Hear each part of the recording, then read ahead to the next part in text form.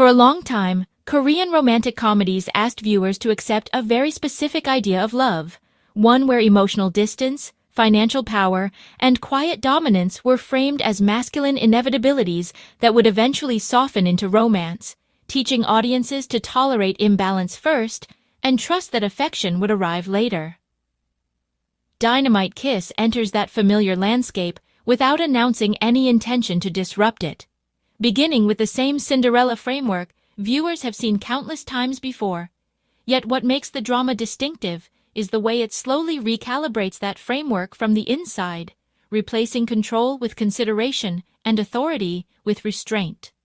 Ji-hyuk is introduced as the heir to a powerful conglomerate family, someone who has grown up inside privilege, expectation, and institutional confidence, while Da-rim exists on the opposite end of the social spectrum, navigating unemployment, debt, and family responsibility in a system that offers little room for vulnerability or failure. Their chance meeting on Jeju Island functions less as a romantic spectacle and more as a narrative device that places two unequal lives side by side, allowing the story to observe what romance looks like when economic and emotional imbalance is acknowledged rather than ignored. As the fake relationship unfolds, the drama resists turning it into mere comedy, instead using it to expose the quiet labor involved in pretending stability, especially for women whose survival often depends on appearing reliable rather than being honest.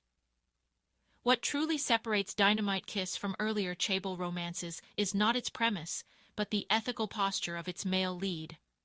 Ji-hyuk possesses every traditional marker of desirability within the genre, yet the drama consistently refuses to let him use wealth or status as tools of emotional leverage, choosing instead to frame his growth through hesitation, listening, and restraint. Rather than offering solutions he was never asked to provide, he becomes increasingly aware of when his intervention would replicate the very power imbalance the relationship is trying to avoid. And this awareness reaches its most defining moment when Da-rim collapses under the accumulated pressure of debt and caregiving. In older rom-coms, such a moment would signal the hero's rightful intervention. Here, it becomes a moment of internal conflict, where the desire to protect is tempered by the understanding that care does not grant ownership, and love does not justify control. This ethical hesitation extends into Da-rim's decision to pose as a married working mother in order to secure employment, a trope the drama treats with seriousness rather than humor, reframing it as a commentary on labor expectations rather than deception for romantic tension. Her lie reflects a reality in which emotional honesty is often incompatible with economic survival, and Ji-hyuk's reaction to this discovery is telling because his discomfort stems not from betrayal or wounded pride, but from the realization that Da-rim has been performing stability in ways he has never needed to consider. The drama allows this imbalance to remain unresolved for much of its runtime, resisting the temptation to collapse structural inequality into a misunderstanding that love alone can fix. The chemistry between Jang Ki-yong and An Yoon-jin strengthens this approach precisely because both performances rely on restraint rather than spectacle, allowing intimacy to build through silence, hesitation, and emotional proximity instead of grand gestures or heightened dramatics. Jang Ki-yong softens his typically intense screen presence, letting Ji-hyuk's vulnerability surface gradually and imperfectly, while An Yoon-jin grounds Da-rim in realism, portraying resilience without romanticizing hardship or turning struggle into moral virtue. Their connection feels earned because it unfolds in the spaces between dialogue. In moments where neither character is certain, they are allowed to want more than survival. This is why the drama's predictability does not feel stale, even as it embraces familiar rom-com beats, because its emotional intelligence transforms inevitability into reassurance rather than complacency.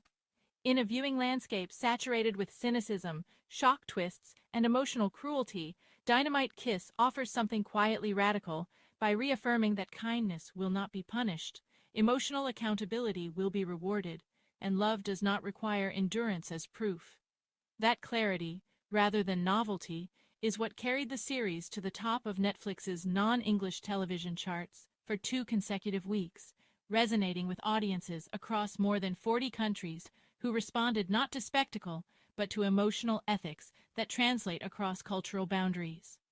Ultimately, Dynamite Kiss is less a reinvention of the rom-com genre than a reflection of how audience expectations have evolved, signaling a shift away from power-first romance toward relationships defined by restraint, consent, and emotional responsibility.